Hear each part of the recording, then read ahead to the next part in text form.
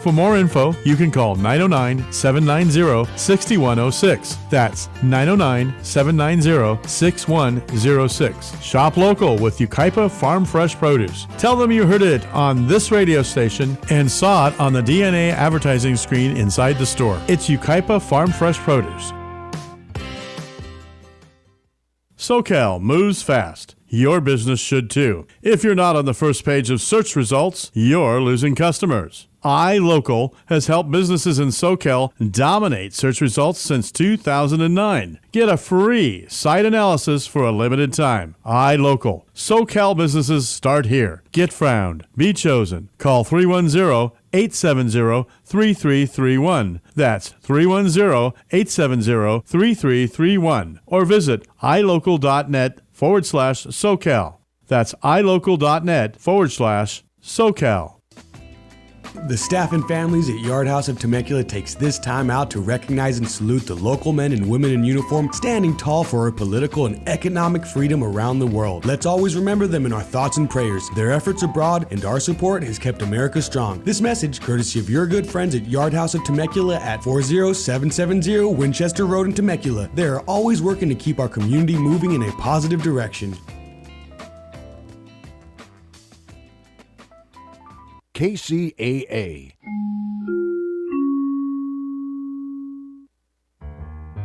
Publish your legal notice in West Side Story newspaper. For the best service and the best rates, call 909-384-8131. Publishing legal notices in the city and county of San Bernardino since 1990. West Side Story provides friendly expert service. Call 909-384-8131 to benefit from budget-friendly rates. Whether a fictitious business name, a name change, a divorce summons, or any other legal or public notice, call West Side Story newspaper 909-384-8131. 909-384-8131. That's 909-384-8131.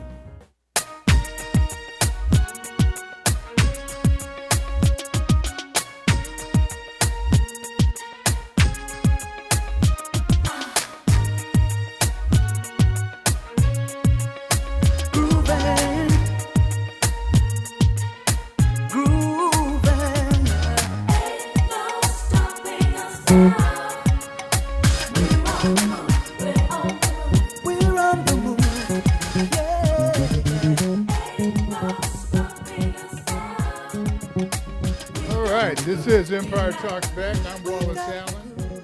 On the case for truth, justice, with the right information to help improve the situation. Well, here in the Inland Empire, we have a little bit of sadness to share. Our great friend Ricky Hendricks went on to the big band in heaven to play lead guitar with some of the other greats that God has produced. God brought him home. But he left him here for a while with us, and Ricky Hendricks. Check him out. You'll get to hear some of his stuff on YouTube. I don't know if you can look up and see if you can find some Ricky Hendricks on the, that's R-I-K-I Hendricks, some music. We'd love to, let him join Anthony in working out. Anthony, you played with Rick so many times. Yeah. Family friend. Our boy. Number one.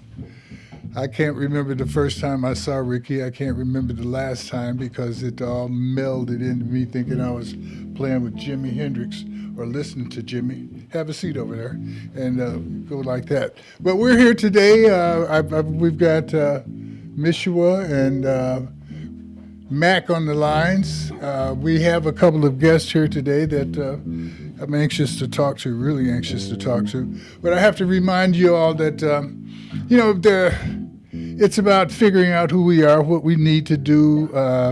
Today I'd like for you to consider a couple of words. One of them is passion. Passion, that's the fire that burns within, that makes us want to do things, care about things, and get up early in the morning, stay up late at night. Passion. that will make us turn the TV up louder, turn the radio up louder, play our music louder, get out here and sometimes actually run over people because we've got so much passion for what we want to do that we ignore the fact that there's other people out here with passions as well. So the next word is compassion. That is when we not only care about being passionate and having the fire, but we have the fire not so much in regard of our own personal gain, but for the gain of our society, for those folks around us, those people that we love. It's very interesting. I find that once I was talking to my daughter the other day, and I was pointing out that as much as we care about growing and doing things for people, I think the first time we really operate with compassion and sharing is when we have a child. Because that's the time when you really would give up everything. I mean, anything, everything for the benefit of your child. And that's not all parents, obviously, because we have some knucklehead parents like we have knucklehead everything. But the concept of parenting, the idea of hoovering, caring, providing for, is a position of compassion. And that's where we are. Today I have a couple of opportunities to do something we've talked about in the past, and that's talk to people who don't necessarily agree with you. And I think that's important. If you want to get ahead, you don't learn from yourself just mumbling to yourself. You've got to be challenged and agitated enough to move your mind around and look at life and look at circumstances from a different angle. Because that different angle is automatically supposed to give you a different view, a different perspective. And that's what we really should be looking for and appreciating when we get a chance to talk to other folk. So we have Mac and Mishma. I see Mac on the line. Mac, how you doing this morning? I'm doing great. Hello, everybody. Great to join you guys. Blessed Sunday. Good to see that big smile. And is Mishma there? She's not there yet? She's coming in soon. She'll be coming in soon. That's very good. Okay, we're going to take a short break, and when we come back, I am going to introduce you to Myron Perkins and to Chusta, my brother. Very good. They are advocating for MAGA.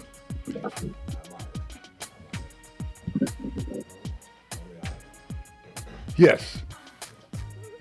Chusta, you're advocating for MAGA. Yes. Okay. Myron is not. But he's open-minded to hear the issues. You're not. Okay. Okay, folks. Once again, I'm not a MAGA guy. I'm not upset with people who think differently from me, but I am going to be looking forward to finding out a little bit more about my friend Chusta. And first of all, let me say this. Keep on going. We're gonna hit the break. But I met this man on the phone, and he impressed me so much because of his entrepreneurial spirit. Not just his spirit and passion, but his compassion for the work that he's doing, because he figured out how to do it in a way that makes other people happy and functional and cooperative with him. So I admire that right off the top. So I don't want you to think I'm inviting somebody up here to box and fight. I'm inviting somebody up here who is doing life in a way that works for him and apparently works for others. And so we have to welcome him with open arms. This is Empire Talks Back. I'm Wallace Allen, on the case for truth and justice with the right information to help improve the situation. We'll be right back after this powerful break.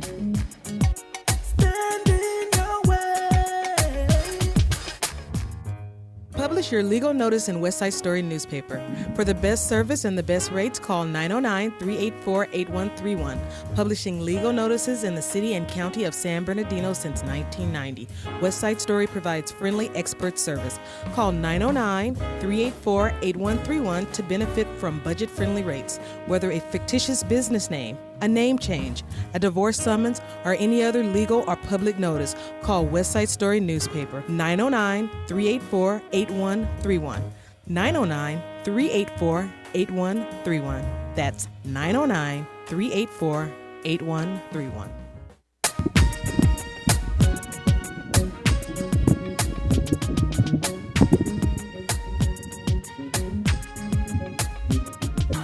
All right, now we're back. This is Empire Talks Back. I'm Wallace Allen, and I have our guest today, Chuista. The Chusta. The Chusta. But my name is Kenneth Gales. Kenneth Gales, Yes, and sir. you are from the Inland Empire. Yes, sir. I'm from Rialto, California. Rialto, and I was telling everybody about your entrepreneurial spirit and your work. You're a farmer, Yes, sir. and you are an animal farmer. You raise pigs. Yes, sir. And what else? Rabbits. I heard you say rabbits, chickens. Yeah, rabbits, ducks, chickens. You bring any eggs with you as you came in this morning? I didn't. You know what? I wanted to bring you some lard, that body balm that my wife makes. Oh, really? Yeah, so she does a lot of different things. So nothing goes to waste on a farm. So okay. I know Mac likes hearing this. Mac is. I sure do. Yeah, Mac is. How you I'm doing, a brother? farmer over here. I got a 7 foot tall, 15-foot long greenhouse. I got 2 of them, and I got 10 chickens, brother. I'm with you on that. Awesome. Good to hear, brother. Good to hear. And grow that food. This is that's important. Self-sustaining is something that works. And anybody that's farming, even if you were gardening, knows that you're going to grow more than you can eat yourself. Hopefully. Listen, if you're not doing it, So, hey, I hear you. No, sometimes a year, a harvest season doesn't give you what you put into it. So hopefully you have enough for self. See, he's a big enough farmer to sound like the authentic black farmers that I get a chance to talk to. That we are having issues where when we hear about farm subsidies, we naturally assume that that's everybody, Yes, but it doesn't take place like that. correct. So as a farmer, I know you've got a sensitive spot to being black. Yes, of course. And then that you are making a statement. You're not hiding who you are when you go where you are. You're Rasta. Yeah, I was gonna say, you see the Yeah, shoulder I mean, length dreadlocks. yeah, I'm yes, sir. 6'6", so I can't hide this blackness. Yeah, you know, and then and praise the Lord for all of that. Not that you would want to. I don't Of think course. you want to. But that brings me to a point.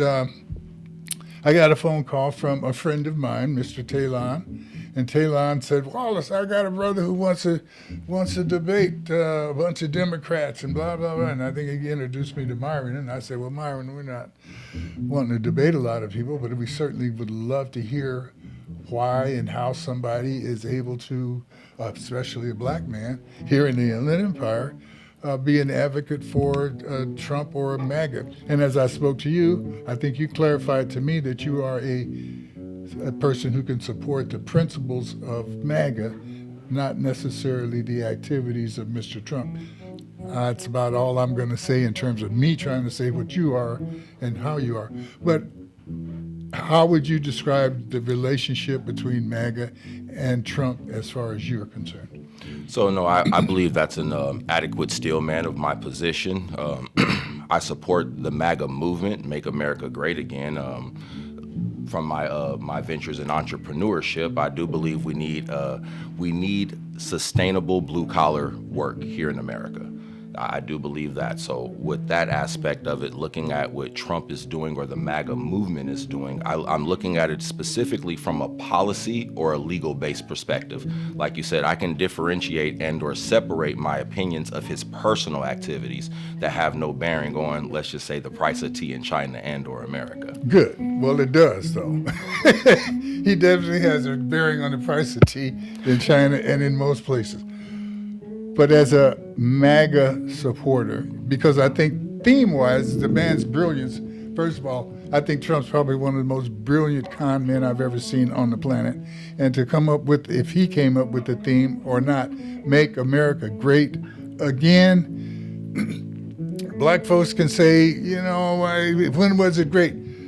But every day in the past has been better than the day that we just passed. So it's a gradual thing. America's never been great, but it's been greater than it was. And I think most people accept that as a good statement. Make America great again.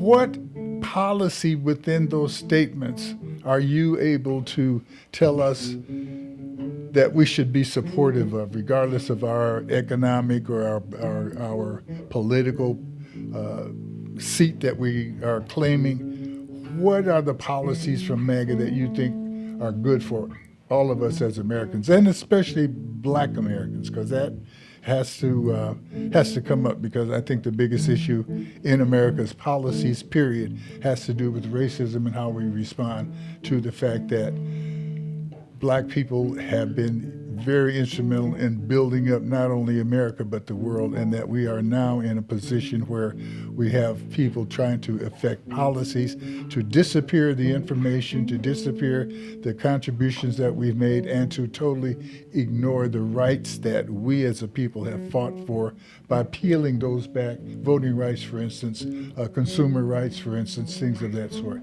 So to surmise that, and I appreciate the question, and I appreciate the framework of the question. So, one, I would say it's a mischaracterization by saying repeal or delete our history. I would say that our history isn't DEI, and it's not tied into other agendas within itself. Our civil rights movement failed almost 6 times at Congress and the Senate. It wasn't until we included race, creed, LGBT, and other things that our civil rights got. So I would say in that aspect, that already diminishes the fight and the bloodshed of the Black American progression here in the United States. But to your first point of a policy that I believe all Americans, and specifically Black Americans, could get behind and or should get behind would be USMCA. So now if we look at it just from a pragmatic standpoint. USMCA. Yes. Break that down for me, because So that was a trade agreement. So it stands for the United States, Mexico, and Canada agreement. So this was a trade agreement that basically replaced NAFTA. So we'd have to go back to the Clinton administration and look at what NAFTA was. This was a trade agreement between Mexico and Canada. We can all look at now, and we can even Google these facts right here. Most economists, Democrat or Republican, bipartisan, say NAFTA was a joke. It didn't have as many protections for manufacturing jobs. It had a lot of different provisions that don't exist, that didn't exist then, that exist now with the boom of the tech revolution, the internet, a few things of that. So if we look at NAFTA, what it did, it incentivized American jobs to be outsourced overseas. So it took away American jobs. So now abolishing NAFTA, bringing in the USMCA right there, that already incentivizes American manufacturing. And it has provisions in place for IP, intellectual property, and a few other things with the tech revolution and the dawn of the internet. Not to be over-interruptive. No, I will be interruptive. Yes, sir. But not because of it. The status of jobs leaving the country or the status of jobs being in the country is an important thing. But the more important thing to me is that when we do have jobs, how do those jobs affect employment or unemployment for young Black men and Black folks specifically? So has there been any policy of trade that to you has been one that we as Black folks should stand behind, because it has stepped up and provided for the needs of Black people in the realm of employment? So has there ever been a policy that guaranteed Black folks jobs, even affirmative action? No. So we are stuck with the fact that racism, regardless of that job or the import of jobs or exports of jobs, is going to have a negative effect on Black folk, because we cannot see a positive effect at any point in the past in terms of our policies, regardless, Democrat or Republican. No, I can't concede that point, because so if you're asking me which administration or should administration play into the position of identity politics and making set aside specifically for a group or a marginalized group of people, I don't agree with that. I don't consider myself a minority. You don't think that, okay, so you are passionate about what you've got to do, but are you compassionate about people who have not got the experience, the drive, the fortitude, and the 6'4" that you are? Yes, I am. So I think I was making this analogy the other day. So I make the metaphor, the analogy of working out. If you want to get 20-inch arms and I want to get 20-inch arms, well, we both have different body statures. We both have different things that we have to deal with. Maybe you have a home gym. Maybe I have to walk to the gym. Maybe I have it in my backyard. So there's a plethora of different things you're going to deal with to get your 20-inch arms. Maybe you have to do 100 curls. Maybe I have to do 500 curls. Everybody has to deal with their individual experience to achieve said goal. Now, like you said, well, what if they don't have that drive? Well, how could I have compassion for somebody who doesn't have compassion? That's what we call leadership. That's what we call obligation to deal for those who have the least opportunity, because within the family, you're going to have some who are smarter, some that are stronger, some that are not as quick, some that can last a little longer.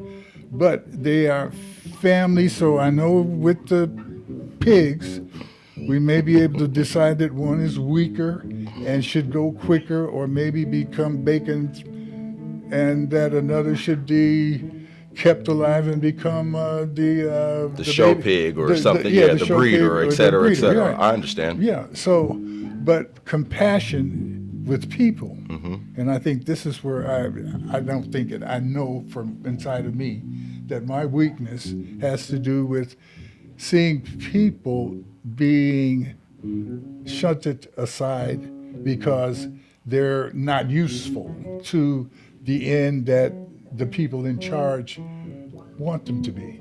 So our elected officials can use you, me, to get elected because our vote counts, but then our opinion, when we say, no, we don't want you to do it that way, that doesn't count. It's like, well, I don't want to over-interview me. People hear me every Sunday. So, but I just want to bring that point up that for me, and I think many people, how folks in charge feel about the treatment that they give to people who are not in charge is very important. How a person who is president feels about his health care is very different about how I expect him to feel about an orphan's health care, a widow's health care, a person who is down and out health care, a person who came across the borders health care. And I think that if we're going to be totally selfish, that means we would like for everybody to be able to stand up on their own and if they can't, we want to give them the things that they need to be able to stand up so that they can contribute. But that's how I feel that about each individual. I don't think that we should take the weakest link and say, well, see you later. Well, I'm glad you said that, right? Because if we really look at this in perspective, I would even say introspectively, the Democratic Party exactly does that right there. And the reason why I said that I'm not a minority, because the legalese term of a minority is someone who can't make decisions for themselves. So when we look at what the Democratic Party is doing, there's a plethora of different rules and regulations here in California that Gavin Newsom... The legalese description of a minority has nothing to do with you being a black man, and you know that. I can conclude a different point in an agenda, and this is because also there's people here who are not Democrats, and you're making this into a Republican versus Democrat thing. I'm not a Democrat. This doesn't make any sense to me when you start leaning on the Democratic Party to start your points. Well, my critique is why I support MAGA, and let's just speak candidly here. Generally speaking, almost 90% of black people, especially in America, side with the Democratic Party, and that's great. You can be an independent or whatever, but that's incorrect. That's incorrect. That's incorrect. 90% of black people voted for somebody other than Trump. There's a greater percent. There's about 20%, like me, myself, who are independent, who didn't even vote for Biden, Harris, or Trump. You're incorrect. Okay, so and I look for an opportunity. Let me finish and articulate this point of perspective here. So we can both concede that there was elections before Donald Trump, correct? So if we look at elections before Donald Trump, what percentage of black Americans here in the United States voted Democrat? At what percentage rate for how many elections? We can go back since Ronald Reagan. Yeah, we should concede that point that the black vote generally goes toward the candidate. Yeah, yes, but okay. But that's not. But that's Listen, not. But that's not everybody. And I but certainly, yeah. listen. Republicans have been in charge for a year, and what this brother is doing is he's trying to talk about Democrats, and we're talking about what's going on right now. Well, we want to talk about the So principles of MAGA that we could all agree with as an advocate.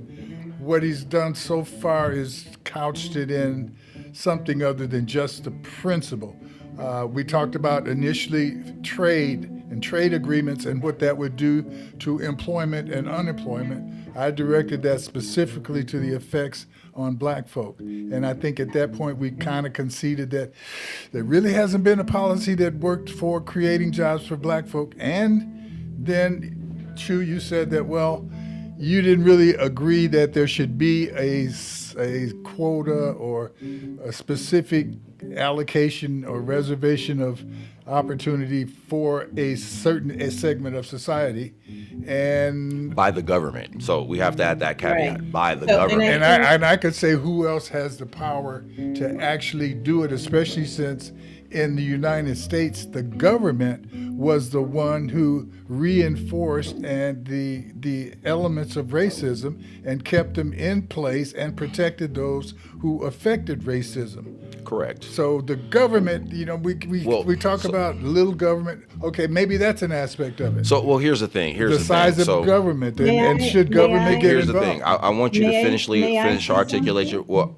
1 second, sister. 1 second. I'll let you go next, sir. I'll let you finish your point. No, but, go ahead. but when you're making a point that I need the answer to, and then somebody ahead. well, no. What go I'm ahead, I'm do it. saying. Let's. No, we're going to do it that way. Yeah, We know no. what you want to say. So, well, you maybe No, not. no, so. we know that you want equal time, and that's what I mean. Well, I just want to be able to answer to each person's direct Yeah, question. So, okay. so because he said we're not talking about back in the past, we're talking about right now, and then you brought up specifically about what the government previously had done That's during kinda 'cause racism. I'm steering so, the ship. Not okay, because well, I'm gonna well, if you're steering the ship, control I understand. everybody. You're the Yeah. captain. I understand. So now, are we going to speak from a position of now without talking yesteryear, or are we going to actually bring up No, yesteryear in our correlation of we today? have to bring up yesteryear. to Okay, some no, extent. and that's I don't fine. think I it just was- wanna be able to- I don't think it was the time frame that he was discussing so much, but the fact that you were using the Democrat Republican platform as a Understandable. basis for Understandable. what you were talking okay, about. no worries. Okay, we're clear.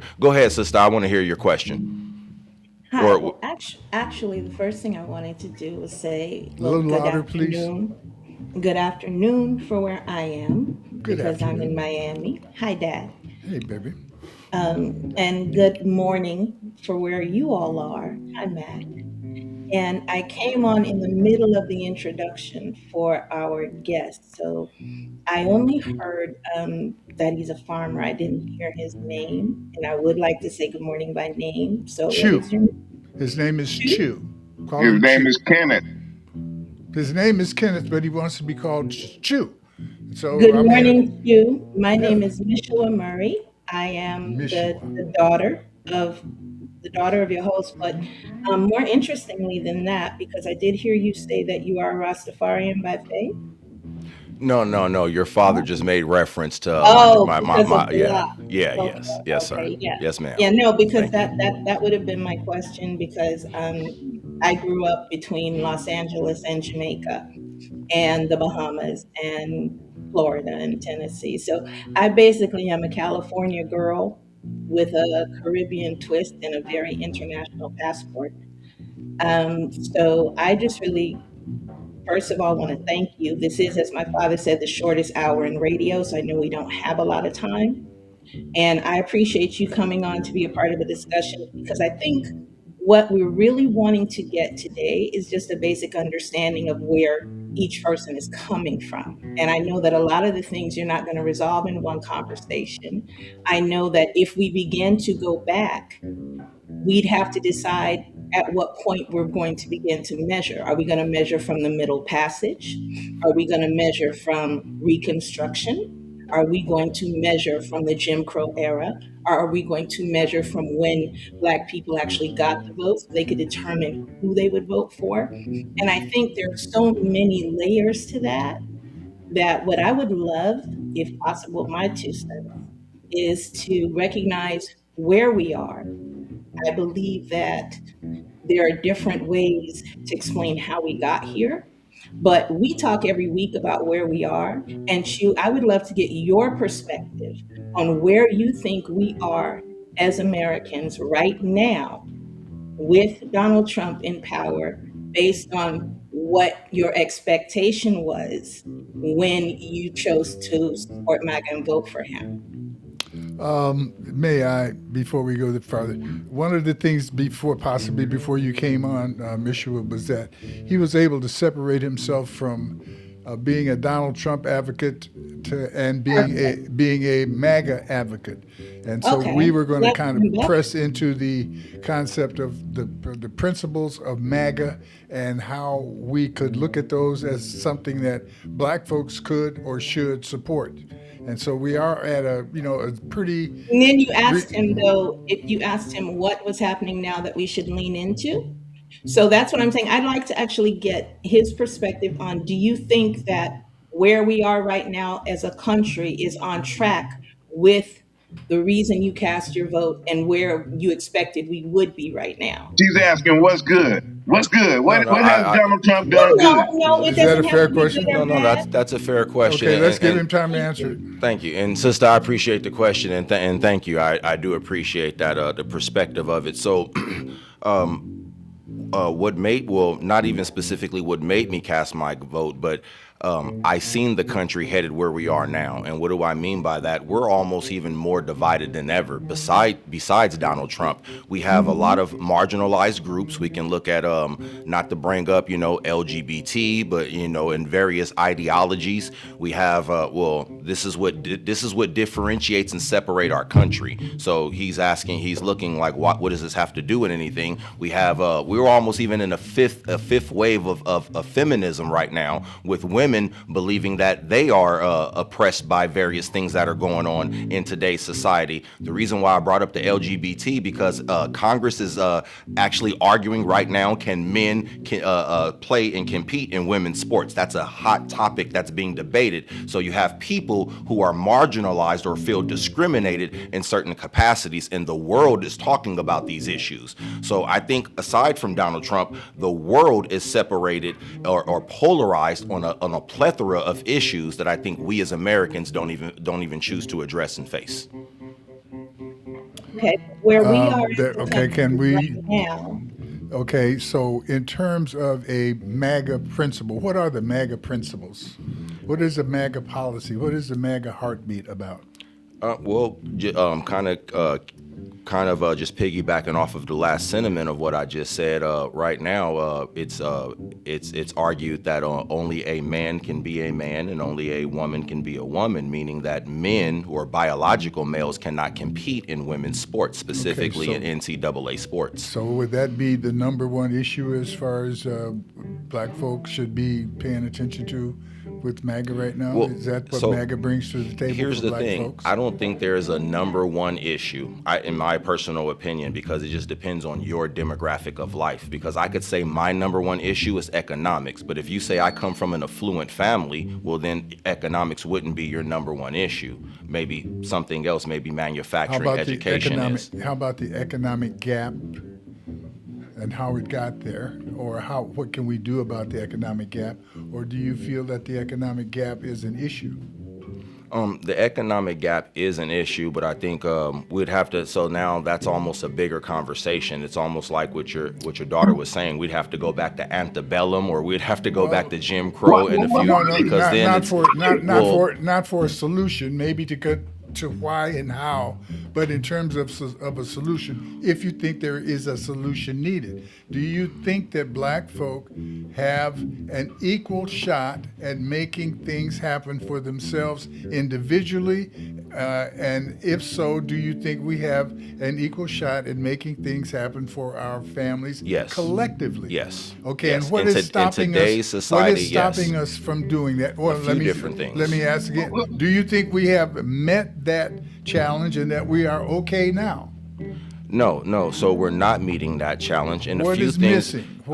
Well, first and foremost, primarily, fathers in the home. That's Okay, so how do we get the fathers in the home, get them back out of wherever they are? So, where are the these fathers? these are not political issues that will be that Congress or any administration can solve. So when we're looking at hold on, let's back up because You we're said talking about MAGA and what MAGA can do for us, no, correct? but we're also talking about a principle. And when we say get the fathers back in the home, and then you say it's not a political issue, you're ignoring the fact that 10-12% of the basic population in America represents over 30% of the people who are in jail, black folk.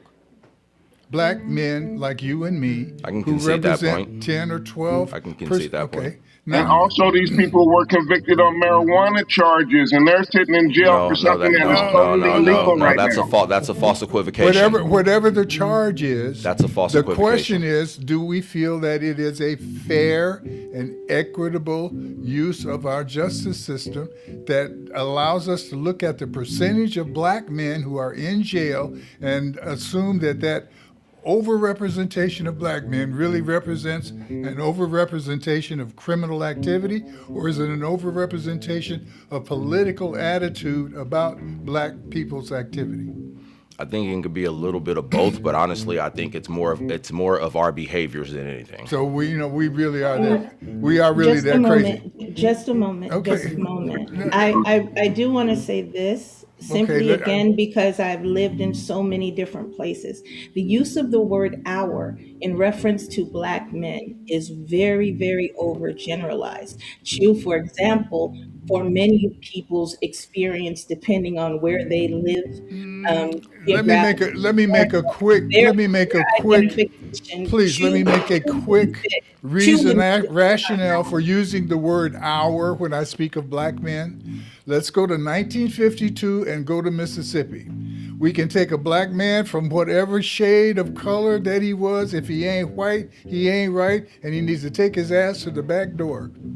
I still have not heard the brother articulate something positive about the mega movement. Okay, well, that's probably because there really isn't, but that's our attitude. He is there saying it is, and you're right. We want to dig that out because he's a good man. I have no doubt. Yes, he's a good man. and there are things we've already identified that are common. But Hold to deal with that question you had about we black, whether you want to be or not.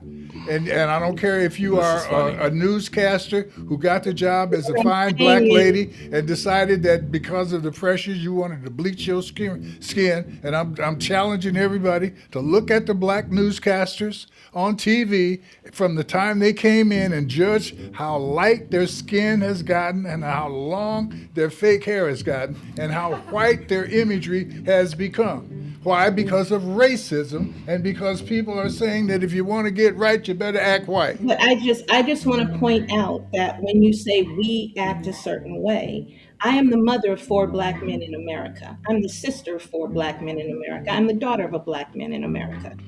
In that group of 9, there are so many different behaviors. But go to Mississippi at 52 and you all going to get treated the same damn way. That's my point. Okay, That's wait, hold on. I I want to kind of jump in here, right? Because now I'm being straw man. So I am, and I can speak for myself. I've been quiet and I've always let everybody finish their points, but it seems like I can't finish my point. I'm sorry. So you don't have to apologize, sir. No worries. So I can fight for myself in here. So here's the point, sister. Your anecdotal experience. No, I'm going to continue to talk now. Your anecdotal anecdotal experience about your children is only a microcosm and doesn't make up the reality of what the world is. So we can take specific demographics, say Chicago. Let's say the 9 men that your family represents, is that the general 9 men of Chicago? Is that the general 9 men of Los Angeles, of Compton? Now, because your father and this gentleman right here, he keeps talking about 1965. So is that the general consensus of the young men in Compton in 1992, a Freeway Rick's era? So which era are we talking about? So now when you ask me something, hold on, I'm still not done, sir, because you haven't even asked the question. You just said a few different things. I know you haven't asked the question yet. So here's the point that I want to make. Can we all agree that Americans need to have jobs? Yes or no? Okay, so if we can agree to that point, so now should we say a provision needs to be included that protects these jobs specifically for Americans? Oh, do you mean like the Specifically Department of for Doge under Americans. Donald Trump, under the MAGA No, movement? no, where they that's fired not what I over mean. 400,000 No. federal black workers? No, that's You're not what I talking about mean. jobs, brother? No, that's not what I mean. You support a MAGA movement No, that that's has not what I fired mean. over Getting half a loud doesn't million make you right. federal workers. Sir, getting loud doesn't make you right. And again, I don't No, support but it gets my point DEI. in, brother. No, it It gets doesn't. my point And so in. I don't I've support been very DEI. patient. I've listened to you. You have not articulated one single You good haven't asked a positive question, thing nor have I from been the able MAGA to movement. finishly articulate a point. Thank you, sir. You've been on the mic since 10:30. It's Yes, 10:44. and I've been asked several You have questions and not never been able to articulated finish each one question single either. positive So let's try it thing now. Let's from try the it MAGA now. movement. Ask me a question and let me Take me to finishly a break. articulate my Identify question. one positive thing from the MAGA So- movement. That's my question. For black people.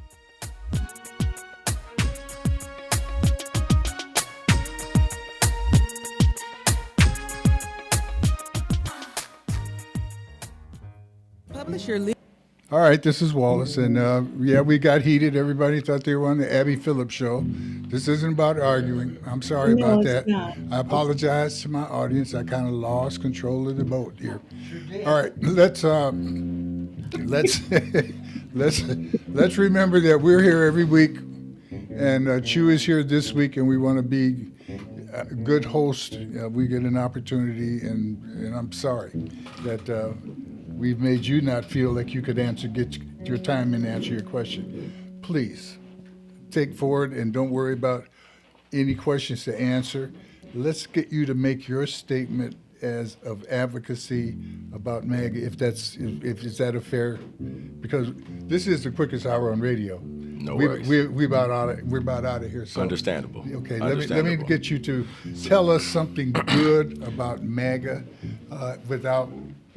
See, because we interrupt because instead of talking about good about MAGA, you start talking about what's bad about something else. But if you can focus on what's good about the MAGA principle, I think we could be. Well, it's very funny to say, tell me something that's good without saying something bad. You need a duality to exist. No, the bad Okay. about somebody else. Yeah, that's all. Okay. It's my turn now. If you decide to take it, I was speaking and then you started speaking, so I was just going to let you. I was going to let you finish, sir. We can play magnetism and back and forth. Okay, if you so want to. now you asked me what's good about something, and so now in order to preface what's good about something, you cannot say something is good without having something bad to critique it off of. Good ice cream all day. So how do I know that that's good if I don't know what bad ice cream is? So therefore, you're right, I don't. So therefore, when you say what's good about MAGA, I have to show you what's bad about something else. And it just so happens that the Democratic Party stands for a lot of bad policies and principles. It just so happens that, generally speaking, when someone asks you a question, if it's not rhetorical and they don't let you finish that question, that means they're governed by their emotions. So now you want me to surmise, why do I support MAGA and what's good about it? The only way I can show you what's good about something is to show you something else that's bad to let you draw your own conclusion. I could tell you vanilla's good all day. If you've never had sherbet or if you've never had strawberry, you don't know if vanilla is good. So now, really quickly, it's very simple for me. My principle and my policy since 1993 has not changed.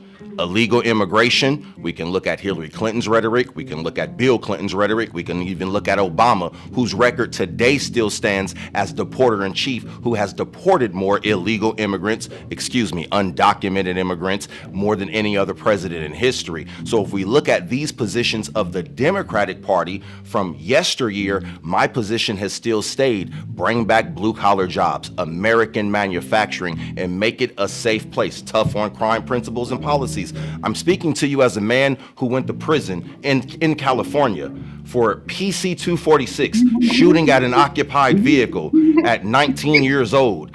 I was a Yeah. person who was outside of the law. So different things, but these are not, this isn't what my grandmother raised me for. This isn't the things that my grandfather instilled in me. So at a certain age, I had to look, what did my grandfather teach me? Would my grandfather be proud of the things I'm doing now, or would my grandfather be proud of the things that I could futurely do that they taught me? The same principles and policies that Mr. Jenkins and them taught us back in the day, the brick, the masonry skills, the farming skills, all those things, we have immigrants right now utilizing all the skills that we had to basically enrich themselves in their communities. So again, no, I'm not going to go on the narrative of pick yourself up by your bootstrap, but I could live with the same blue dog narrative that Donald Trump, that Bill Clinton, that Obama, and that the past Democratic Party stood for. And those are the same principles and policies I stand for today. It just so happened that the MAGA movement is embracing those. I hear you. Okay. I You hear want to you. respond to that? Yeah. No, That's- I mean, do you don't have to just because I asked, but did it make Well, you? no, for me, I really appreciate what he just said, because what he's basically saying is he's standing on principle. And I get that part and I hear that. And I also appreciate hearing about his experience, because everything, including what we like or don't like, is subjective to our experience and our opportunities. Okay. So what he said works for me to that degree, but it still doesn't answer if my vote, because when I'm a mom, I have to think about other people's children. I have to think about other opportunities. So when I make decisions, I have to consider the impact on the whole. And so with his vote and with his principles, it just takes me back to the same question. This is where we are. Where are we headed? How do you feel about where we are right now? And are we headed in the right direction? And what should we all be doing to make sure we get there? That's the question every week, because it's where we are.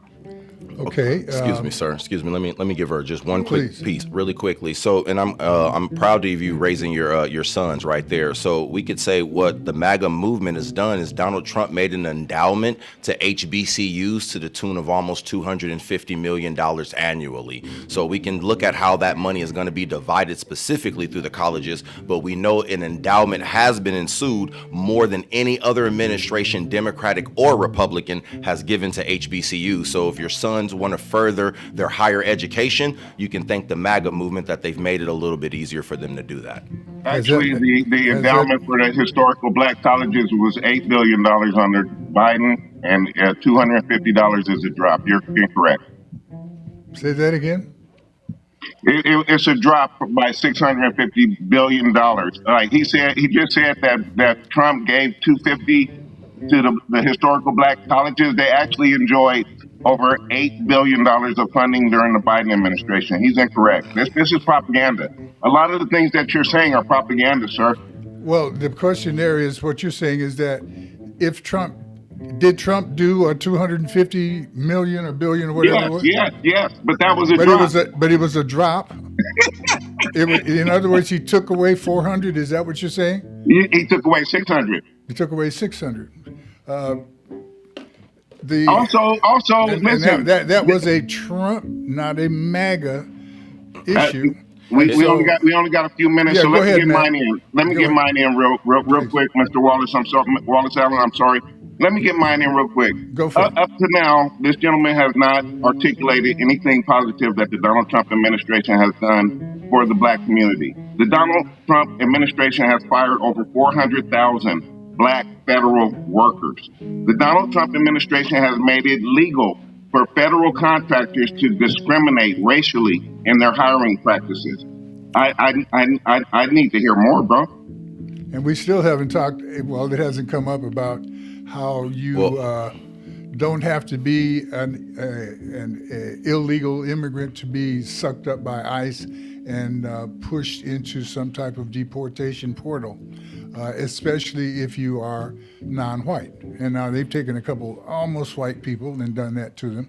But these are issues based from our black situation. No worries. So, to the gentleman's point, I'm sorry, sir. What's your name again? My name is Mac Rome. So to Mac's point, you and I will probably always come to a standstill on this because, again, like I just articulated to Mr. Wallace here, I don't believe any administration should do anything specifically economically for any race. Now, I'm not going to say what has been previously done or hasn't been previously done, but in my opinion, I don't think they should do anything specifically for white people. I don't think a government should do anything specifically for black people. I think a government should do anything specifically for... Jesus Christ, okay.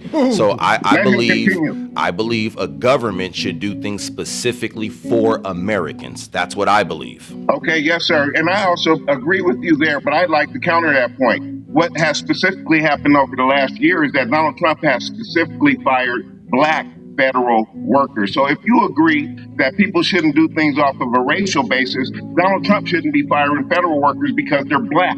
Okay, so now that'll be another conversation, and we would have to actually deep dive in that. So but you don't think that Trump is focusing on people of color? They call it DEI, bro. Okay, there you go. Exactly. So now, when you say they're firing people because they're black, is it only because they're black, or is it because possibly they're not the most qualified for that position, and they were hired only because they were black? Listen to me. Well, you cannot fire so I asked the question. 400,000 people. You cannot fire 400,000 people and say that they're all bad at the same time, bro. No. See, you're misframing. You're misframing my question. So now I didn't say were they bad. I just say were they the most qualified for the position. The deeper question is how in the world. When we start talking DEI. Wait, hold on. Wait. So here's the question. Okay, wait. Riddles. No, I'm asking you. I want to ask you a direct question, but you keep talking to not let me. I want to ask you a direct question. You said I'm talking in riddles, so I'm going to ask you a.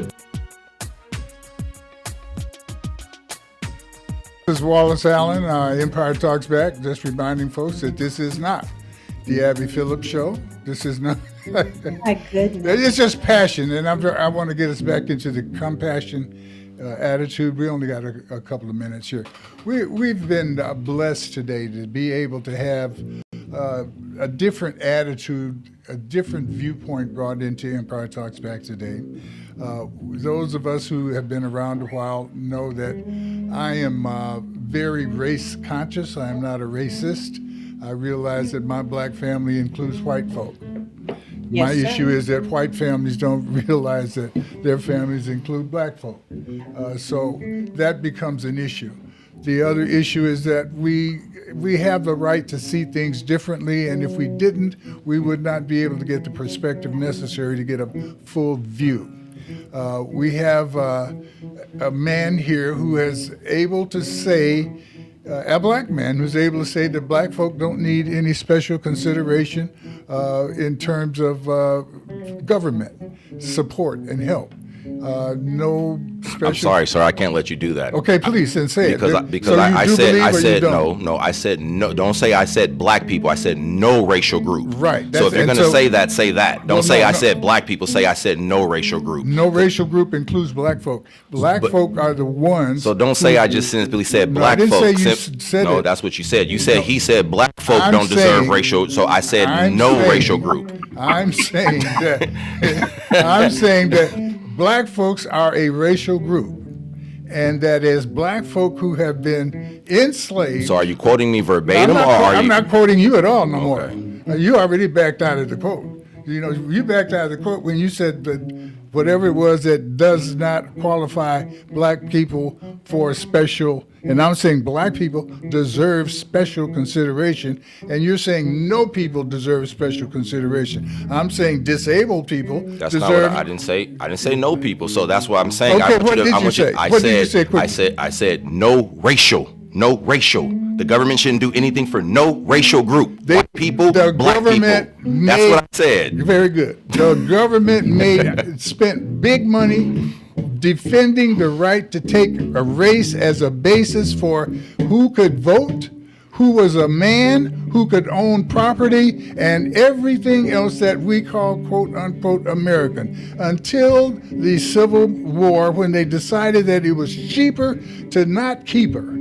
It was cheaper to let them go free and not have to figure out how to feed them, not figure out how to clothe them, not figure out anything. Matter of fact, just give them freedom. No land, no property, no education, no nothing. Let's just throw them out here and do what we can to hold them back. Oh, my Lord, they fooled around, united, and elected some people and are running some government. Oh, no, we need to bring out the Ku Klux Klan to straighten that stuff out. And every time we look up and see that black folk were able to generate some interest, concern, and a community effect that created a town, an economy, a place to live where they did not bother white people. White folks would come in and blow it up, burn it down, tear it up, bomb it, do whatever they wanted to do because they were black. So with all of that special attention that the government has given to hold black folk down, I would expect that a lot of people, not all people, would expect that it's okay to do something special to make it even, not ahead, but even for black folk to get an opportunity to perform and contribute. I am so happy that you guys had a chance to contribute today. Nobody will get a last word today except me, and I'm sorry about that. Mac, I don't know what we're going to do later today. Chew, I appreciate you, my brother. God bless you for coming in. And I'm looking for next time I see you. Mac, bring some eggs in next time you come. Missy, thank you so much for the Florida experience. Anthony, you were kicking today, brother. And once again, let's all remember our good friend Ricky Hendricks. God bless you, Rick. And play them good licks for God. Don't be playing them little, play the good stuff. And we're going to see you guys next week under two circumstances. One, if the good Lord's willing. Two, if the creek don't rise. God bless you. Thank you very much. Dad, first of all, I will say, again, as the mother of 4 black men and the sister of 4 black men and the daughter of a black man, when all of y'all get KCAA together, Loma Linda. passionate discussion The regarding Legacy KCAA 1050 AM and Express 106.5 FM.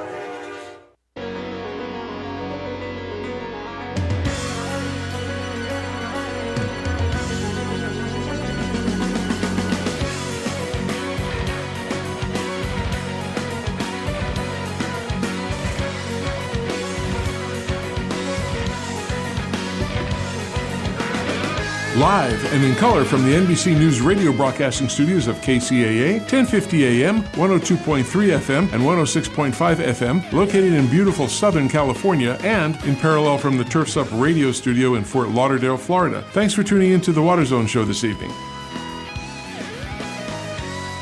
Well, good afternoon, listeners, and thank you all for tuning into the Water Zone. I'm Rob Starlog and Mr. Chris Davies, and we are your hosts of the show today, as we are every week. So I guess I should have to say that. You should know us by now. I hope you do. Mr. Davey, how are you doing today? Hey, we're doing great, Rob. Thanks for asking. It's been so much work since we got back from the 4-day holiday, right? The last 2 days I've worked so much, it feels like a week anyway. It does. And by the way, how was your July 4th weekend? Was it great? It was splendid, actually. Went up into the mountains, got